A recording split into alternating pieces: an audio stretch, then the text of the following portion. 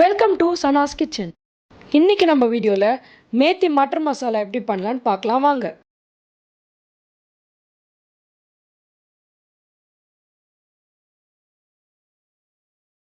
இப்போ ஒரு பேன் வச்சு 4 டேபிள் ஸ்பூன் எண்ணெய் ஆட் பண்ணிக்கிறேன்.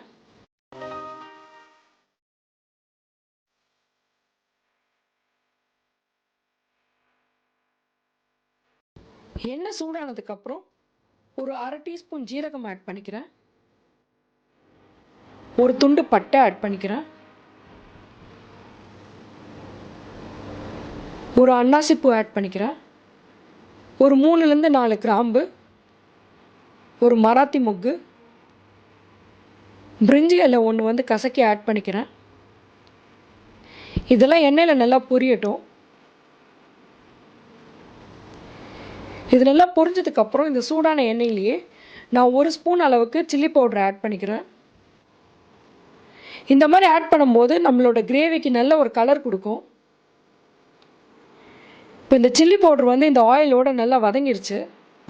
நான் பெரிய சைஸ் வெங்காயம் 3 கட் பண்ணியிருக்கேன். இது பொடியாக கட் பண்ணி நம்ம இதில் ஆட் பண்ணியிருக்கோம். இது நல்லா நம்ம எண்ணெயில் சாட்டே பண்ணிக்கலாம்.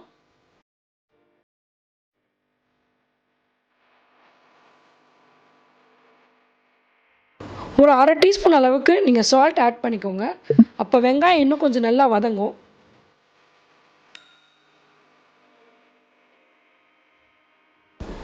ஒரு 3லேருந்து 4 நிமிஷம் அளவுக்கு இந்த வெங்காயத்தை நல்லா வதக்குங்க.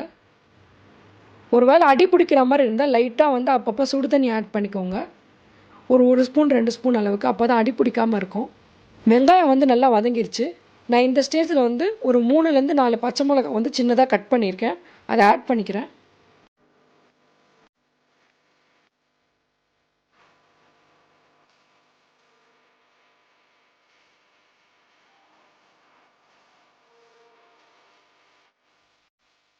இப்போ 2 ஸ்பூன் அளவுக்கு இஞ்சி பூண்டு பேஸ்ட் நான் ஆட் பண்ணிக்கிறேன். இது நல்லா அந்த வெங்காயத்தோடு கலந்து விட்டுருங்க.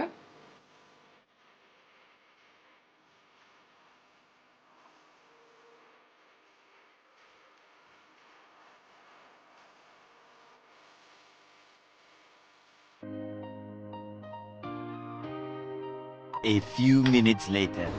1லேருந்து 2 நிமிஷம் இது நல்லா வதங்கிருச்சு. இந்த ஸ்டேஜில் ஒரு 1/4 ஸ்பூன் அளவுக்கு மஞ்சள் தூள் ஆட் பண்ணிக்கிறேன். 1/4 ஸ்பூன் அளவுக்கு நான் சர்க்கரை ஆட் பண்ணிக்கிறேன். அப்போ தான் இந்த ஆனியன் நல்லா வதங்கி கேரமலைஸ் ஆகும். இந்த மாதிரி பண்ணுறப்ப நம்மளோட கிரேவிக்கு நேச்சுரலாகவே ஒரு மைல்ட் ஸ்வீட்னஸ் கிடைக்கும். இந்த மாதிரி மசாலாலாம் குக் பண்ணுறப்ப எப்போவுமே நம்ம சுடு தண்ணி ஆட் பண்ணணும். அப்போ தான் இந்த மசாலா சீக்கிரமாக வேகும். நார்மல் ஒட்டரோ இல்லை பச்சை தண்ணியோ ஆட் பண்ணிங்கன்னா இந்த குக்கிங் ப்ராசஸோட டைம் ரொம்ப அதிகமாக எடுத்துக்கும். அது மட்டும் இல்லாமல் இந்த மசாலாவோட டேஸ்ட்டுமே அவ்வளோ நல்லா வராது. இப்போ நம்மளோட ஆனியன் நல்லா வதங்கிருச்சு. இந்த ஸ்டேஜில் ஒரு 3 பெரிய தக்காளி நான் பியூரே பண்ணி வச்சுருக்கேன். அதுவுமே இந்த மசாலாவோடு நான் ஆட் பண்ணிக்கிறேன். இது நம்ம நல்லா கலந்து விட்டுடலாம்.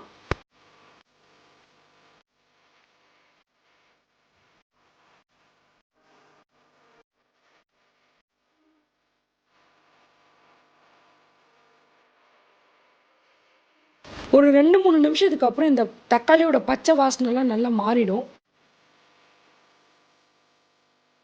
இன்னும் ஒரு 2-3 நிமிஷம் இதை மூடி வச்சு நம்ம குக் பண்ணலாம். A few minutes later. இப்போ பார்த்தீங்கன்னா நல்லா ஆயிலெலாம் பிரிஞ்சு வந்திருக்கு. நம்மளோட மசாலாவும் நல்லா ரெடி ஆயிடுச்சு.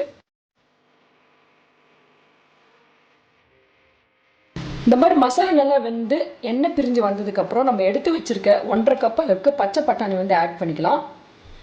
இதில் மசாலாவோட நல்லா கலந்துருங்க.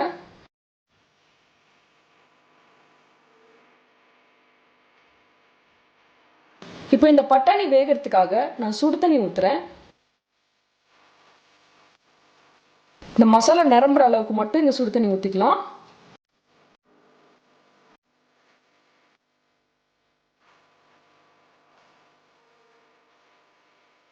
இந்த ஸ்டேஜ்லேயே உங்களுக்கு கிரேவி எந்த கன்சிஸ்டன்சி வேணுமோ அந்த அளவுக்கு நீங்கள் தண்ணி ஊற்றிக்கலாம்.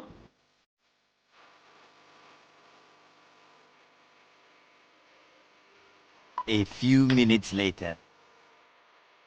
ஒரு 5 நிமிஷம் இது நல்லா கொதிச்சதுக்கப்புறம் பச்சை பட்டாணி வந்து ஒரு 3/4 பதத்துக்கு வந்து வெந்திருக்கும். இப்போ இந்த ஸ்டேஜில் வந்துட்டு நான் ஃப்ரெஷ் க்ரீமுக்கு பதிலாக வந்துட்டு ஒரு 10லேருந்து 15 முந்திரி பருப்பு, புளிக்காத தயிர் ரெண்டுத்தையும் வந்து ஒன்றா மிக்ஸ் பண்ணி நான் அரைச்சி எடுத்திருக்கேன், தண்ணி ஊற்றாமல். இப்போ இந்த பேஸ்ட்டை வந்து நான் இந்த கிரேவியில் ஆட் பண்ணிக்கிறேன். இது இந்த கிரேவிக்கு வந்து ஒரு நல்ல ரிச்னஸ் கொடுக்கும்.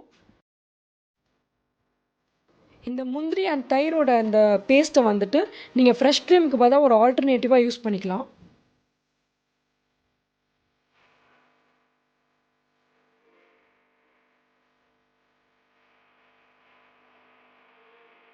A few minutes later. இப்போ இது ஒரு 2-3 நிமிஷம் கொதிச்சதுக்கப்புறம் நான் கட் பண்ணி வச்சுருக்கேன் மேத்தி லீவ்ஸை வந்து ஆட் பண்ணிக்கிறேன். மேத்தி லீவ்ஸ் எப்போவுமே வந்து நீங்கள் எப்போ சமைக்கிறீங்களோ அது அந்த டைமில் மட்டும் நீங்கள் இதை ஆஞ்சி வச்சுக்கோங்க. ரொம்ப முன்னாடியே கட் பண்ணி வச்சிட்டிங்கன்னா இது ரொம்ப கசப்பு தன்மை எடுக்கும்.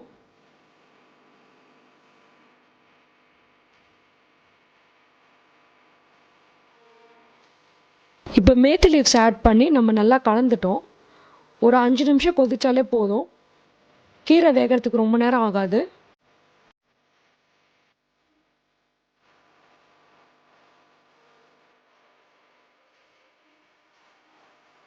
A few minutes later. இப்போ இது ஒரு 5 நிமிஷம் நல்லா கொதிச்சிருச்சு. பார்த்தீங்கன்னா இந்த மசாலா நல்லா ரெடி ஆகிடுச்சு. லாஸ்ட்டாக வந்து ஒரு டேபிள் ஸ்பூன் அளவுக்கு பட்டர் நான் ஆட் பண்ணிவிட்டு கொஞ்சமாக கொத்தமல்லி ஆட் பண்ணிக்கிறேன்.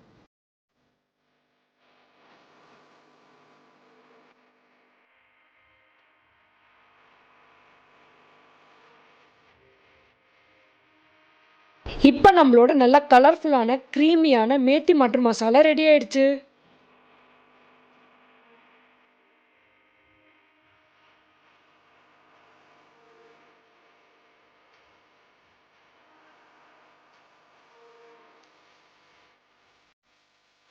இந்த ரெசிபி பிடிச்சிருந்துச்சுன்னா லைக் பண்ணுங்கள், ஃப்ரெண்ட்ஸ் அண்ட் ஃபேமிலியோட ஷேர் பண்ணுங்கள், என்னோட சேனலை சப்ஸ்கிரைப் பண்ணுங்கள்.